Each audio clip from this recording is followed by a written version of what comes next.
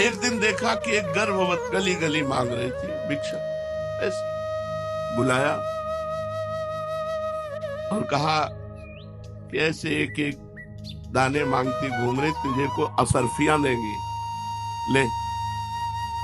और वहां कथा हो रही है, सभा में जाके कह दे कि पंडित जी, जब गर्भ नहीं रहा था तो खूब आते हो, गर्भ रह गया है, अब इसका पालन पोषण कौन करेगा? बस इतना तुझे कहना है, जितना पैसा कहेगी उतना देंगे। और वो टुकड़े टुकड़े भीख मांगने वाली, उसके लिए क्या कहने, वो तो निर्लज्ज थी। उसने असरफियां ली और पहुंची कथा में, पंडित जी। तो अब जैसे कथा में कोई स्त्री पहुंच जाए तो सब, जब ये नहीं था तो खूब आते थे, और जब ये हो गया तो तुम्हारा आना बंद हो गया, इसका पालन पोषण कौन करेगा? वो भी बड़े मौजियल। उन्होंने कहा तू चिंता मत कर, बैठ, इसका भी पालन पोषण होगा, जिसने दिया है वह उसका पालन पोषण भी करेगा।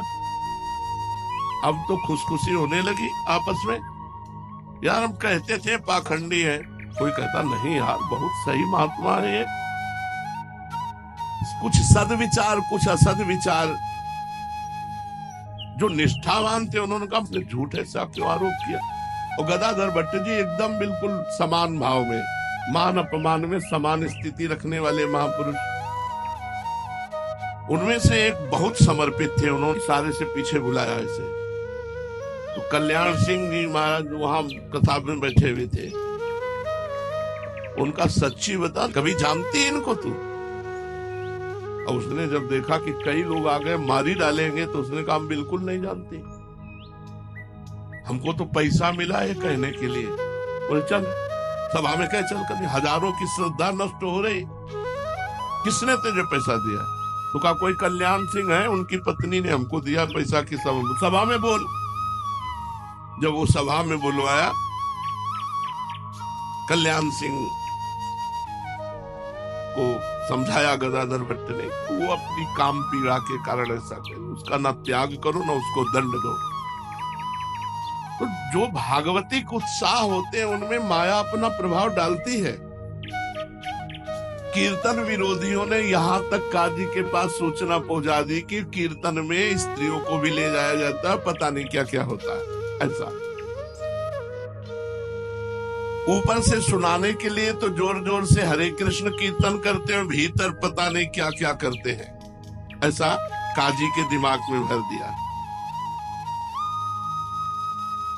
नवदीप के काजी के सामने संकीर्तन की शिकायत, काजी ने सबकी बातें सुनी और कहा आप लोग चिंता मत करें, हम कीर्तन तुरंत बंद करा देते हैं। अब तो शिकायत करने वाले दुष्टों की छाती फूल गई, अपने अपने स्थान पर मुस्कुराते हुए लौट कर आए कि अब फौज आएगी, सबको बंदी बनाएगी, कीर्तन आज से बंद, चैन से सोने को मिलेगा। अब तो बाजार में नवदीप के संकीर्तन की अफवाह, कोई सही है कोई गलत है, कोई अब देखो इनको कर्मों का भोग भोगना पड़ेगा, जाने बड़ा प्रपंच है। संसारी लोग कहते हैं ना कि भाई 100% में कुछ परसेंट तो सही होगा ही। ये दुष्ट लोग 100 में 100% ही पूरा का पूरा ऐसा दिखा देंगे जिसमें 1% सही नहीं है। अब महाप्रभु चैतन्य देव प्रभु के अवतार और भगवान नाम कीर्तन की जय हो रही, वहां कहीं कुछ अमंगल हो रहा, लेकिन इन दुष्टों ने ऐसा काजी को भरा कि कोई कहता अजी ये जोर जोर से हल्ला मचा रहे थे, भगवान नाराज हो गए, इनको दंड मिलेगा, बढ़िया है बढ़िया, ऐसा लोग कहने लगे। कोई कहता अरे कहो तो अभी विरोध हो गया, नहीं आगे अकाल पड़ जाता। ऐसे ऐसे भी लोग ये पूरी रात जो हल्ला मचाते, भगवान नाराज होकर अकाल पैदा कर देते। ये तो अच्छा हुआ विरोध हो गया। भगवान नाम कीर्तन से, नाम संकीर्तनम यस्य सर्व पाप प्रणाशनम। घट घट व्यापी अंतर्यामी, भगवान सब जानते हैं, तुम लोगों का मुख बंद कर देंगे। जो अच्छे हृदय वाले थे वो कहते भगवान सर्वांतर्यामी, वो सब जानते हैं, तुम लोग जो अफवाह उड़ा रहे हो, तुम लोगों का अच्छी तरह मुख बंद कर देंगे भगवान। उसी समय कोई हृदय की जलन मिटाने के लिए द्वेष बुद्धि से कहता, भैया ये 2-4 दिन के अब ढोल नगाड़े हैं, ये सब बंद हो जाएंगे। अब काजी नाराज हो गया है। श्रीवास पंडित ने भी ये सब बातें सुनी। अब उनके मन में भय उत्पन्न हुआ। और गौड़ देश का राजा मुसलमानी था, बादशाह, हिंदू धर्म का विरोधी यवन। उनका हो सकता है वो हमारे धर्म को जानता नहीं है और उसका विरोध करके ये सब कर सकता है, राजा है। और हिंदू जनों ने ही जाकर के विरोध भाव शिकायत की, तो जरूर हो सकता है ऐसा। श्रीवास जी के मन में भय सताया। लोगों के मुख से ऐसी बातें सुनकर के प्रायः सब भक्तों के हृदय में डर घुस गया था, क्योंकि यवन हिंदू धर्म विरोधी राजा है और हिंदू जन ही शिकायत कर रहे हैं, तो जरूर कोई न कोई उपद्रव। श्रीवास पंडित जी के पास आकर के सब भक्त जन सलाह करने लगे कि क्या करना चाहिए। कोई तो कहने लगे, अजी कुछ दिन के लिए बंद कर दो नाम कीर्तन, जब ये सब शांत हो जाए तब फिर शुरू कर देंगे। कोई कहते, भैया अब तो हम तो जय श्री कृष्ण नवदीप भी छोड़ रहे हैं कुछ दिनों के लिए, जब सब शांत होगा तो लौट आएंगे। अब हम तो रिश्ते नातेदारों के आ जाएंगे, अब कीर्तन में नहीं आएंगे। उनकी बातें सुनकर श्रीवास पंडित ने कहा, भाई अब जो होना होगा सो होगा, भगवान श्री हरि सबका भला करेंगे। हम श्री कृष्ण कीर्तन करते, कोई गलत काम तो नहीं करते ना, देखा जाएगा। अगर भगवान का नाम कीर्तन करने पर कष्ट आएगा, बंदी बनाए जाएंगे, मारे जाएंगे, तो हम वो सब सहेंगे। श्रीवास पंडित ने भक्तों को तो इस प्रकार समझा दिया, लेकिन अंदर अंदर वो भी भयभीत थे। उन्होंने अपने मनोगत भावों को प्रभु के सम्मुख प्रकट नहीं किया। प्रभु तो सबके भावों को समझने वाले थे।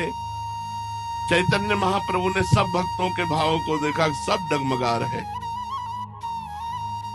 यवन राजा के कारण सब भयभीत हो रहे, इसलिए इनको निर्भय कैसे किया जाए, महाप्रभु विचार करने लगे।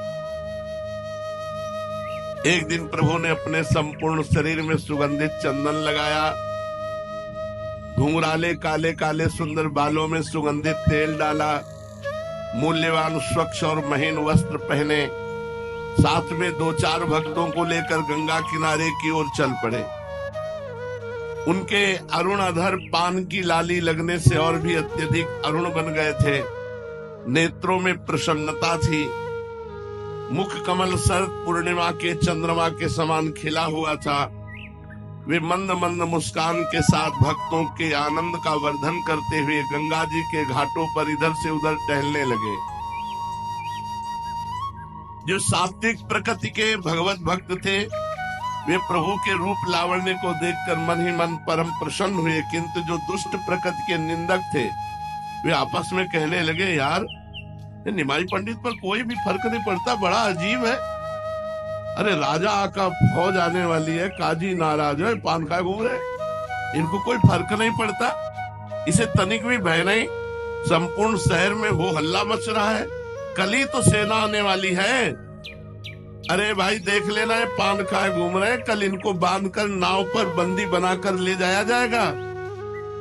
अभी तो राजपुत्र के समान बन ठन करके हंसते हुए घूम रहे। अरे यार इनके चेहरे पर सिकुड़न भी नहीं है, बड़े विचित्र है। कोई कहता अजी सब बातें झूठी है, कोई फौज नहीं आ रही, कोई नाव नहीं आ रही, कोई सैनिक नहीं आ रहे, ये सब केवल अफवाह उड़ाई गई है। दूसरा कहता हाथ जोड़ करके नहीं साहब गप मत समझो, ये तो पक्की बात है कि यवन बादशाह की तरफ से फौज आ रही है। तो कोई कहता हाथ कंगने को आरसी क्या, अभी देख लेना कल ये सब बंदी बना दिए जाएंगे। इस प्रकार लोग भांति भांति से अपने अपने अनुमानों को प्रकट कर रहे थे। और महाप्रभु भक्तों के साथ आनंद में गंगा के किनारे विहरण कर रहे थे। इसी बीच प्रभु के पुराने परिचित पंडित गंगा जी पर संध्या वंदन करने के लिए आए। प्रभु को देखकर प्रणाम किया और आपस में वार्तालाप करने लगे। पंडितों ने कहा, निमाई पंडित सुन रहे, तुम्हें पकड़ने के लिए राजा की तरफ से सेना आ रही है। संपूर्ण शहर में बड़ी गर्म अफवाह है कि तुम सब बंदी बनाए जाओगे। यदि ऐसी ही बात है तो हमें लगता है कुछ दिन के लिए तुम नवद्वीप छोड़ दो, फिर आ जाना। अभी कहीं बाहर जाओ जिससे तुम्हें राजा के सैनिक बंदी बनाकर न ले जाएं। राजा के साथ विरोध करना ठीक नहीं, फिर ऐसे राजा के साथ जो हमारे धर्म को जानता ही नहीं, धर्म विरोधी है, यवन। समस्त पंडितों ने चैतन्य महाप्रभु को ये राय दी कि इस समय तुम्हें छोड़ करके चले जाना चाहिए, आगे जैसा समय आवे फिर देख लेना। प्रभु ने उपेक्षा के साथ कहा, अजी जो होगा सो देखा जाएगा। हम नवद्वीप छोड़कर तो कहीं नहीं जा सकते, और यदि तुम्हारी सलाह सही है तो हम नवद्वीप छोड़कर कहीं जाएं, वो बादशाह कहीं से भी बंदी बनवा लेगा। हम तो गौड़ देश छोड़कर अब जाने वाले नहीं, यहीं रहेंगे। अगर भगवान हमें बंदी बनाना चाहते, दुख देना चाहते तो हम उसे सहेंगे, कीर्तन बंद नहीं करेंगे, कीर्तन नहीं बंद होगा। देखो, जब कोई धर्म से चलता है तो उसकी परीक्षा होती है, और दुख सहना ही धर्म की कसौटी है। हम सहेंगे, जो कुछ होगा देखेंगे। देखना है ये कि कौन कौन से भक्त इस समय इस प्रश्न में सही उत्तर देते हैं। परीक्षा की, धर्म की कसौटी पर कौन खरे उतरते हैं।